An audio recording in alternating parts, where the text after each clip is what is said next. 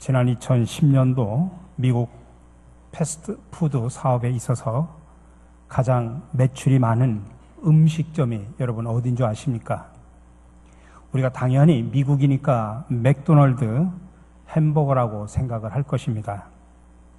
그러나 많은 사람들의 이 상식적인 예측은 보기 좋게 빗나갔습니다. 닭고기 요리를 만들어 판매하고 있는 칙펠레라고 발표되었습니다. 칙펠레는 거인 맥도날드를 제치고 한 점포당 가장 많은 매출을 올렸다고 합니다. 맥도날드는 점포당 240만 불인데 칙펠레는 한 점포당 매출 평균이 270만 불이었다고 합니다. 39개 주와 워싱턴 DC에 1547개의 매장을 갖고 있는 전국 단위의 이 칙펠레는 지난해까지 43년 동안 계속해서 연속적으로 매출이 증가를 했고 지난해 총 매출은 40억 불, 우리나라 돈으로 한 4조 원 넘는 매출을 올렸다고 합니다. 근데 이 칙펠레의 성장이 많은 사람들에게 주목받는 이유는 이 칙펠레는 절대로 주일에는 문을 열지 않는다고 합니다. 패스트푸드 사업에 있어서 주일날이 일주일 동안의 매출의 14%를 차지한다고 합니다. 이런 통계에서 볼 때 칙펠레 식당이 주일마다 문을 닫고서도 이런 놀라운 매출 실적을 올린 것은 참으로 놀라지 않을 수가 없습니다. 주일을 포함해가지고 공휴일에도 예외 없이 문을 여는 맥도날드보다도 더 많이 판매를 한 것입니다. 칙펠레는 설립 당시인 1946년부터 항상 주일에는 문을 닫았습니다. 창업자이다 독실한 기독교인 트루엣 캐시는 주일에 문을 닫는 것은 자신이 내린 최고의 결정이라고 이야기를 하면서 하나님을 존경하고 우리의 관심을 사업보다 더 중요한 곳에 두도록 하는 방법이었다라고 그렇게 고백을 했습니다. 창업자 캐시는 42년 동안 연속으로 계속해서 매출이 성장하는 것을 기뻐하면서 그렇게 고백을 했습니다. 우리는 경제적으로 어려운 시기에도 매출이 증가한 것은 하나님께서 우리를 진심으로 축복을 해 주셨기 때문이라고 그렇게 간증을 했습니다. 사업보다도 주일에 안식하면서 하나님께 예배 드리는 일을 최우선으로 삼은 그의 삶과 그의 믿음과 그의 기업의 모습을 보여줍니다. 독일의 신학자인 칼 바트는 예배의 중요성에 대해서 세 가지로 말을 했습니다. 예배는 가장 중요한 것이며 가장 긴급한 것이고 가장 영광스러운 일이다.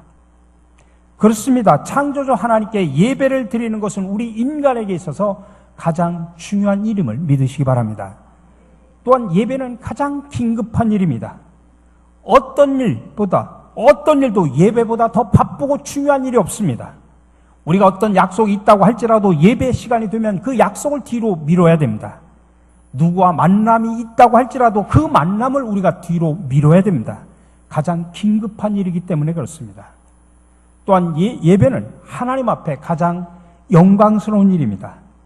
인간은 그 행하는 일로 말미암아 가치 있게 되는데 어떤 일을 하느냐가 인간의 삶 속에 가장 중요한 것입니다. 우리가 창조주 앞에 나와서 그 하나님을 사랑하고 경외하며 예배를 드리는 일이야말로 우리 인간에게 가장 영광스러운 일임을 믿으시기 바랍니다. 그런데 구약의 이사야서에 보면 하나님은 이사야 선지자를 통해서 이렇게 말씀하십니다. 주님께서 말씀하신다. 무엇하러 나에게 이 많은 제물을 바치느냐? 나는 이제 숫양의 번제물과 살찐 짐승의 기름기가 지겹고 나는 이제 수송아지와 어린 양과 염소의 피도 싫다. 너희가 나의 앞에 보이러 오지만 누가 너희에게 그것을 요구하였느냐? 나의 뜰만 밟을 뿐이다. 우리가 이 말씀을 처음 읽을 때 드는 생각이 있습니다. 아니, 하나님께서 구약의 제사법을 가르쳐주고 또 많은 제물을 드리라고 해서 우리가 하나님 앞에 양의 번제와 살찐 짐승의 기름을 우리가 드렸는데 아니, 하나님께서 요구하셔서 우리가 수송아지와 어린 양이나 염소의 피를 드렸는데 그걸 요구하신 분이 하나님이잖아. 근데 왜 이제 와서 그거를 원하지 않는다, 지겹다, 싫다 그렇게 말씀하시느냐? 이게 말이 되는 이야기냐? 그러나 하나님께서 이렇게 말씀하신 데는 이유가 있습니다. 그 당시 이스라엘 백성들은 마음에 없는 신용만 반복하는 예배를 드렸습니다. 하나님은 그런 형식적이고 타성에 젖은 예배에 대해서 심한 거부 반응을 일으켰습니다. 지겹다, 싫다 그렇게 말합니다. 그래서 오늘 우리가 예배에 대해서 진지한 검토를 하는 이유가 바로 여기에 있습니다. 과연 오늘 우리도 예배를 드리러 이 자리에 나왔지만 우리가 드리는 이 예배가 정말 하나님이 기뻐 받으시는 그런 예배일까? 오늘 읽은 본문에서 아모스는 말합니다. 하나님께서 다윗의 무너진 장막을 일으키신다고 예언합니다. 그날에 내가 다윗의 무너진 장막을 일으키고 그것들의 틈을 막으며 그 허물어진 것을 일으켜서 옛적과 같이 세우고. 아모스는 그 옛날 북이스라엘 여로보암 2세가 통치하던 시대에 활동했던 예언자입니다. 여로보암 2세가 통치하던 그 시대는 겉으로는 아주 평안했고 번영했던 것처럼 보입니다. 그러나 속으로는 정말 부패했던 그런 시대였습니다. 이 시기에 특별히 많은 사람들은 종교적으로 타락한 삶을 살았습니다. 특별히 거짓 예언자들이 무분별하게 활동을 하던 그런 시대였습니다. 그로 인해서 하나님을 온전히 경외하고 섬겨야 될 대부분의 이스라엘 백성들이 영적으로 혼탁한 삶을 살게 되었습니다. 거짓 선지자들이 나타나서 하나님의 진리의 말씀에 대해서 담대히 선포하는 것이 아니라 사람의 눈과 귀와 마음을 즐겁게 하는 아첨의 소리만 떠들었습니다. 그 시대를 향한 하나님의 참다운 진리의 말씀을 조금도 대언하지 않고 그들의 죄악을 지적하는 말씀도 전혀 하지 않았습니다. 이런 현실 속에서 대부분의 사람들은 형식적인 신앙생활을 하게 되고 내실 없는 신앙, 정말 진실된 심령을 가지고 하나님을 섬긴 것이 아니라 겉으로만 하나님을 섬기는 척하는 형식적인 신앙에 머물렀습니다. 또한 이 시대는 정치적으로 부패했고 경제적으로는 빈부의 격차가 날로 심해져 갔습니다. 그리고 사회적으로도 윤리가 땅에 떨어졌습니다. 그 아모스의 시대가 어쩌면 오늘 이 시대와 그렇게 똑같은지요. 이런 시대에 아모스는 죄가 만연하고 영적으로 도덕적으로 타락한 그 시대를 향해서 참으로 귀한 선지자의 사명을 감당합니다. 아모스는 하나님께서 이스라엘 주변 국가들을 하나님께서 심판할 것이다. 그리고 이스라엘의 과거와 현재 타락한 죄를 지적하면서 그로 말미암아 미래에 하나님의 엄중한 심판이 있을 것이다라고 하는 환상을 통해서 예언을 합니다. 그렇지만 하나님께서는 아모스에게 죄로 인한 그런 철저한 심판만 보여준 것이 아니라 그 사랑하는 이스라엘 백성들이 정말 회개하고 주님 앞에 제대로 돌아오기만 한다면 그들을 회복시켜 주실 것이다라고 하는 희망의 약속도 보여주십니다. 이와 같은 희망의 약속이 오늘 우리가 읽었던 오늘 본문의 이야기입니다. 먼저 하나님께서는 본문을 통해서 옛날의 그 다윗 왕국을 너희들이 진정으로 회개하고 하나님 앞에 와서 온전한 예배를 드리면 다시 회복시켜 주겠다라고 하는 말씀을 하고 있는 겁니다. 그날에 내가 다윗의 무너진 장막을 일으키고 그것들의 틈을 막으며 그 허물어진 것을 일으켜서 옛적과 같이 세우고. 물론 이 말씀은 본질적으로 이 다윗 왕국에 대한 회복을 상징하는 말씀입니다. 그러나 저는 그 다윗 왕국에 대한 회복보다도 오늘 이 다윗의 장막에 초점을 맞추면서 오늘 예배 문제를 다루려고 합니다. 하나님께서 이 지상에 최초로 세우신 장막은 모세의 성막이었습니다. 그렇다면 하나님은 최초의 성막인 모세의 성막을 내가 복원시키겠다 이렇게 말씀하셔야 되는데 그러지 않으셨습니다. 더 나아가 웅장함으로 치자면 솔로몬의 성전을 따라잡을 수가 없습니다. 근데 하나님께서도 그 솔로몬의 성전을 다시 회복시키리라 그렇게 말씀하지 않으셨습니다. 왜 그랬을까요? 왜 하필이면 저 보잘것없는 다윗의 무너진 장막을 일으키신다고 말씀하셨을까요? 그 이유는 그 다윗의 장막이 하나님이 가장 기뻐하시는 집이기 때문이었습니다. 물론 하나님께서는 다윗의 장막을 그냥 기계적으로 복원시키는 일에는 관심이 없었습니다. 다만 다윗의 장막을 세웠던 그 원동력이었던 다윗의 뜨거운 열정을 회복시키고자 했던 것입니다. 사실 다윗의 장막은 건물이라기보다는 사건이었습니다. 다윗의 가슴에 있었던 그 열정만 회복할 수 있다면 하나님은 그 장막을 재건하는 일에 하나님께서 직접 나서시겠다는 이야기입니다. 사실 다윗이 하나님을 위해 세운 그 임시 처소인 장막은 모세 성막이나 솔로몬의 성전과는 비교가 되지 않는 정말 초라한 천막이었습니다. 거기에 언약궤와 성물들을 그냥 햇빛으로 보호하기 위해서 그저 기둥 좀 몇 개 세우고 거기다 방수천 하나 덮은 것입니다. 그 정도에 밖에 되지 않습니다. 그러나 하나님은 나는 그 집을 내가 다시 세우고 싶다라고 강하게 지금 말씀하고 있는 것입니다. 이것은 오늘 우리들에게 정말 중요한 것을 시사해 줍니다. 그것은 하나님을 감동케 하는 것과 사람을 감동케 하는 것은 별개라는 것입니다. 그런데 다윗의 장막에는 하나님을 감동시키고 하나님을 기쁘시게 하는 특별한 무엇이 있었다는 것입니다. 그래서 오늘 우리는 이 다윗의 그 장막의 특징을 살펴보면서 우리가 드리는 예배를 다시 한번 점검을 해보고자 합니다.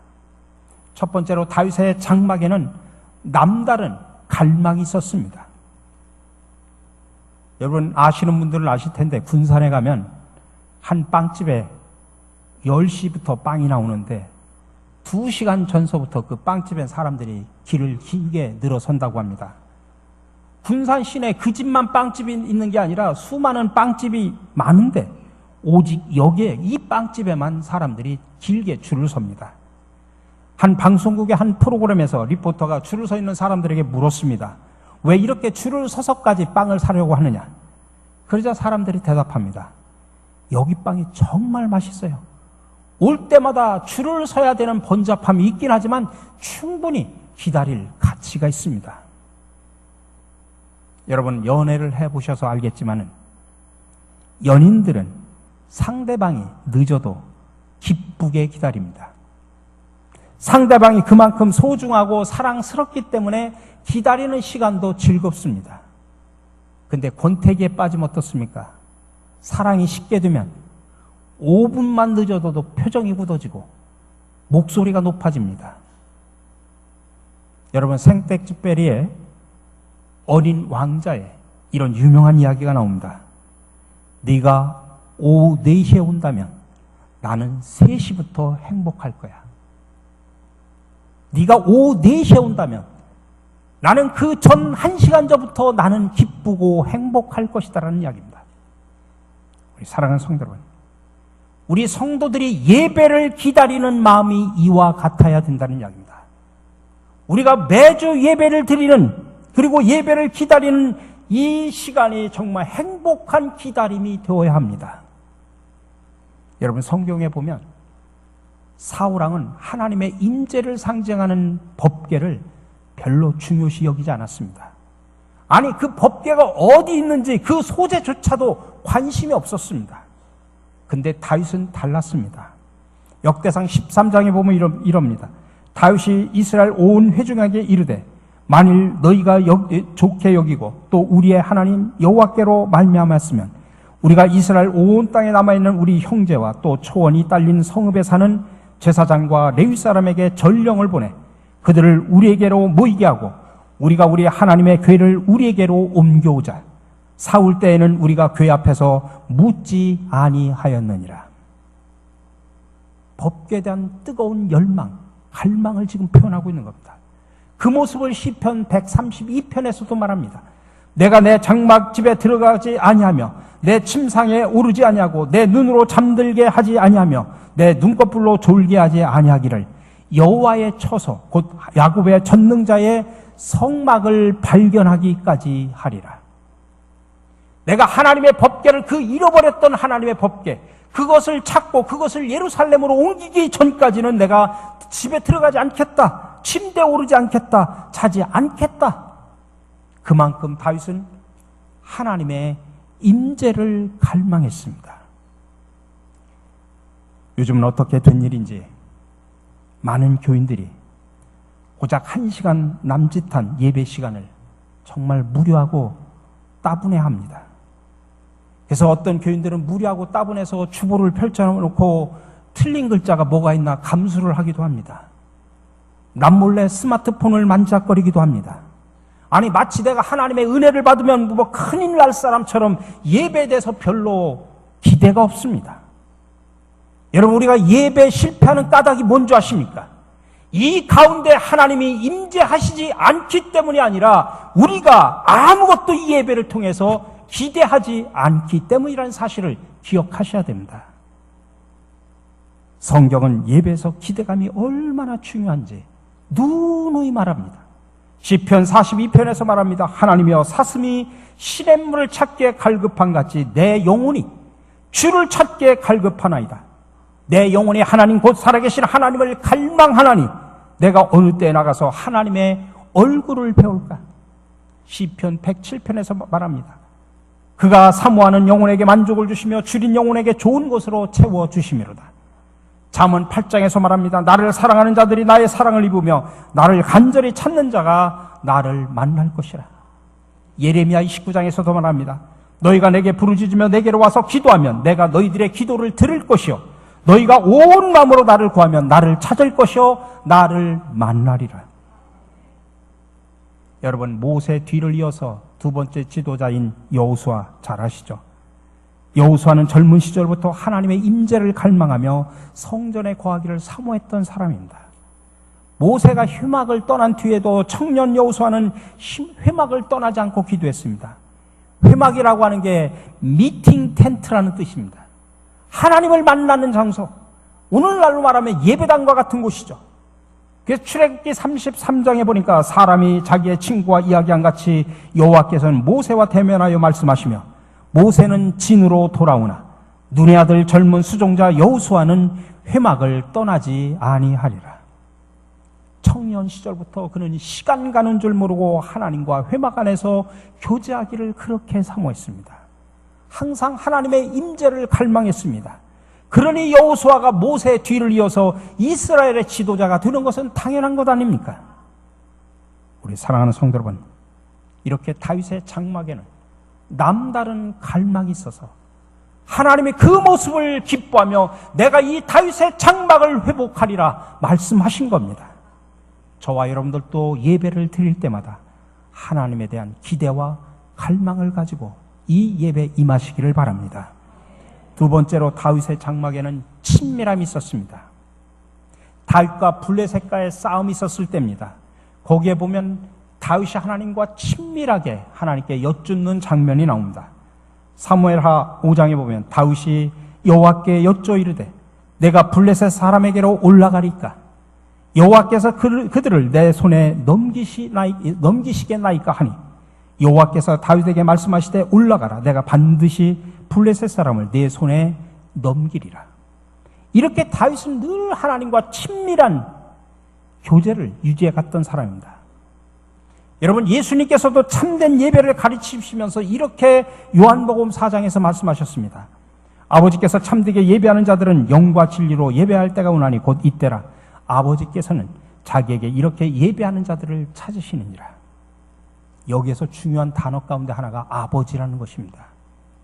예수님은 하나님을 아버지라고 불렀습니다. 얼마나 친밀한 모습으로 아버지라고 부릅니까? 그것도 한 절에 두 번씩이나 아버지라는 단어를 사용합니다. 근데 사실 이것이 유대교의 관습에 의해서는 신성 모독죄에 해당되는 폭탄 선언입니다. 어떻게 하나님을 아버지라고 부를 수 있는가?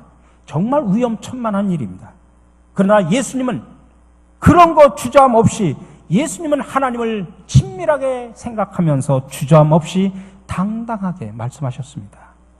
여기에 바로 예배의 비밀이 있습니다. 예수님이 가르쳐주신 예배의 핵심이 바로 여기 있습니다. 예배라고 하는 것은 아버지와 아들 간의 관계, 다시 말하면 친밀감으로 드리는 것이다라는 이야기입니다. 내 눈가에 번지는 그 눈물 자국을 보시고 내 입가에서 새어 나오는 그 신음소리를 들어주시고 내 마음의 상처를 어루만져 주시는 그 주님을 느끼는 예배, 그러므로 예배자가 추구해야 될 가장 우선적인 가치 중에 하나는 바로 하나님과의 친밀감을 회복하는 일입니다. 여러분, 우리가 사람을 사귀는 걸 보면 어떤 사람은 사람이 좋아서 사귀는 사람이 있는가 하면 어떤 사람은 그 사람이 나에게 도움이 될 것 같아서 사귀는 사람이 있습니다. 하나님과의 관계도 마찬가지입니다. 어떤 사람은 하나님과의 친밀함을 유지하기 위해서 나아가고 어떤 사람은 자기의 소원을 이루기 위해서 하나님의 능력과 힘을 구하기도 합니다. 다시 말하면 하나님의 얼굴을 구하는 사람이 있는가 하면 하나님의 손을 구하는 사람이 있다는 이야기입니다. 그러나 우리가 어떤 상황, 어떤 환경 속에서도 제일 먼저 구해야 될 것은 하나님의 손이 아니라 하나님의 얼굴입니다. 여러분, 아론의 제사장의 축복의 기도문이 민수기 6장에 나옵니다. 거기에 보면 먼저 하나님의 얼굴을 구합니다. 여호와는 그의 얼굴을 내게 비추사 은혜 베푸시기를 원하며 여호와는 그 얼굴을 내게로 향하여 드사 평강 주시기를 원하노라. 하나님의 얼굴을 먼저 구했습니다. 하나님의 손을 구하는 것이 아닙니다. 하나님과의 친밀감이 우선이라는 이야기입니다. 여러분, 하나님과의 친밀감만 해결이 되면 나머지 문제는 이미 해결된 겁니다. 우리가 만나서 하나님의 얼굴을 보며 하나님과 친밀감만 유지되면 하나님의 손, 하나님의 능력의 손 구하지 않아도 하나님이 함께 해주시고 하나님께서 열어주시고 하나님께서 풀어주심을 믿으시기 바랍니다. 그러니 여러분, 다윗의 장막 속에 있는 이 친밀함, 오늘도 저와 여러분들도 하나님의 얼굴을 보며 이 친밀함을 유지하는 예배가 되기를 주님의 이름으로 간절히 축원합니다. 마지막으로 다윗의 장막에는 반응이 있었습니다. 다윗은 힘을 다해 반응합니다. 사무엘하 6장에 보면 다윗이 여호와 앞에서 힘을 다하여 춤을 추는데 그때 다윗이 베옷을 입었더라. 근데 백성들도 똑같이 반응합니다. 다윗과 온 이스라엘 족속이 즐거이 환호하며 나팔을 불고 여호와의 궤를 메워 오니라. 잃어버렸던 법궤, 그 법궤를 찾아서 예루살렘으로 옮기면서 너무 기뻐서 그 하나님의 임재를 상징하는 그 법궤를 보면서 다윗은 덩실덩실 춤을 추고 백성들도 나팔을 불고 여호와의 궤를 메고 왔다는 이야기입니다. 이것이야말로 하나님께서 다윗을 가장 위대한 예배자로 인정하신 이유입니다. 그런데 반면에 사울의 딸 미갈은 반응할 줄을 몰랐습니다. 여호와의 궤가 다윗성으로 들어올 때 사울의 딸 미갈이 창밖으로 내려보다가 다윗 왕이 여호와 앞에서 뛰놀며 춤추는 것을 보고 심중에 그를 업신 여기니라. 반응하지 못했던 미갈에게 결과가 어떻게 된 줄 아십니까? 사무엘하 6장 23절에서 말합니다. 그러므로 사울의 딸 미갈이 죽는 날까지 그에게 자식이 없느니라. 여러분, 이 다윗의 장막에는 다양한 반응들이 나타났던 것을 성경에 보여줍니다. 먼저 박수가 있었습니다. 시편 47절에 보니까 너희 만민들아 손바닥을 치고 즐거운 소리로 하나님께 외칠지어다. 춤도 추었습니다. 여호와의 언약궤가 다윗성으로 들어올 때 사울의 딸 미갈이 창으로 내다보니 다윗 왕이 춤추며 뛰는 것을 봤다는 이야기입니다. 손을 들었습니다. 성소를 향하여 너희 손을 들고 여호와를 송축하라. 축복의 아멘으로도 화답을 합니다. 여호와 이스라엘 하나님을 영원부터 영원까지 송축할지로다 하며 모든 백성이 아멘하고 여호와를 찬양하였더라. 여러분, 오늘 우리의 예배 속에서도 주님을 찬양하고 경배하는 다양한 반응들이 나타나기를 간절히 바랍니다. 저는 마지막으로 리차드 포스터 교수님이 쓴 영적 성장을 위한 제자 훈련이라는 책 속에서 온전한 예배를 준비하기 위한 몇 가지 방안을 소개를 하며 마치려고 합니다. 첫 번째로 예배 드리러 교회에 올 때는 거룩한 기대를 가져야 된다는 이야기입니다. 오늘 나는 이 예배를 통해서 하나님을 만나리라. 하나님께서 나의 몸과 영혼을 치유해 주시리라. 하나님께서 말씀을 통해 나를 가르쳐 주시리라. 이런 거룩한 기대를 가지고 교회에 나와 예배를 드리시기 바랍니다. 두 번째로는 매일의 삶 속에서 우리가 하나님과 교제하고 만나고 대화하는 습관을 가지시기 바랍니다. 오늘 주일날만 이 자리에 나와서 예배 드리는 것이 아니라 평상시에 우리의 삶의 자리 속에서 하나님을 만나는 습관을 가지셔야 됩니다. 평상시에 기도하지 못하고 하나님과 만나는 습관을 가지지 못한 때 주일 아침에 헐레벌떡 뛰어와가지고 하나님 앞에 예배 드리는 건 준비되지 못한 예배입니다. 세 번째로는 여러분, 예배 드리러 올 때는 적어도 10분 이상 일찍 오셔서 예배당에 들어오셔서 묵상과 찬양하면서 예배를 준비하시기 바랍니다. 여러분, 지각하시는 분들은 늘 습관적으로 지각하십니다. 준비 없이 드리는 헌금, 예배 시간보다는 예배 끝난 후에 있게 되는 스케줄에 더 관심을 많이 갖는 사람들, 여러분들이 결혼식장이나 어떤 중요한 손님을 만나러 갈 때는 옷과 얼굴과 모든 머리까지 다 깔끔하게 하고 가는데 예배 시간에는 여러분도 아무렇게나 하고 있지 않습니까? 네 번째로, 예배를 책임지는 인도자를 위해서 하나님께 맡기는 기도를 하시기 바랍니다. 목회자들을 위해서, 기도를 인도하시는 장로님들을 위해서, 찬양대를 위해서, 헌금위원, 안내하는 분들, 방송실, 주방봉사, 차량봉사, 교회학교 교사, 많은 사람들이 함께 예배를 위해서 사역하고 봉사합니다. 그들을 하나님께 맡기면서 여러분도 기도해 주시기 바랍니다. 마지막으로는 예배드리기 위해서 함께 모인 공동체, 우리 성도들에게도 특별한 관심을 기울여 주시기 바랍니다. 가족들이 식탁에 둘러앉아서 식사를 하는데 서로 따뜻한 눈길 한번 주지 않고 식사를 하면 그게 가족이라고 말할 수 있습니까? 서로 쳐다보지도 않은 채 말도 안 하는데 음식만 먹고 마시면서 어떻게 우리가 가족 간의 식탁이라고 말할 수 있습니까? 여러분, 예배는 나 혼자 드리는 것이 아닙니다. 우리 교회 공동체가 그리스도 안에서 한 가족이 되어 함께 공동으로 드리는 것입니다. 그러므로 한 몸을 이룬 공동체로서 서로 따뜻한 사랑과 관심을 가지시기 바랍니다. 오늘 우리가 살펴본 다윗의 장막에는 남다른 기대와 갈망이 있었습니다. 친밀함이 있었습니다. 반응이 있었습니다. 여러분, 이런 태도로 예배를 드리시기 바랍니다. 하나님은 이런 예배를 기대하고 계십니다. 이렇게 예배하는 자를 하나님은 오늘도 찾고 계십니다. 요한복음 4장 23절 이하의 말씀을 마지막으로 들려드립니다. 하나님께 참되게 예배하는 자들은 영과 진리로 예배할 때가 오나니 곧 이때라. 아버지께서는 자기에게 이렇게 예배하는 자들을 찾으시느니라. 하나님은 영이시니 예배하는 자가 영과 진리로 예배할지니라. 아멘. 함께 기도하겠습니다. 우리의 찬양과 경배를 받으시기에 합당하신 주님, 오늘 아침 우리가 함께 모여 주님께 감사드리며 예배를 드립니다. 날마다 주님께 드리는 예배를 갈망하게 하시고 이 예배를 통하여 주님과 친밀한 교제를 나누게 하시며 감사와 찬양 그리고 아멘으로 주님께 영광을 돌리게 하옵소서. 우리의 예배를 기쁘게 받으시는 예수 그리스도 이름으로 기도드립니다. 아멘.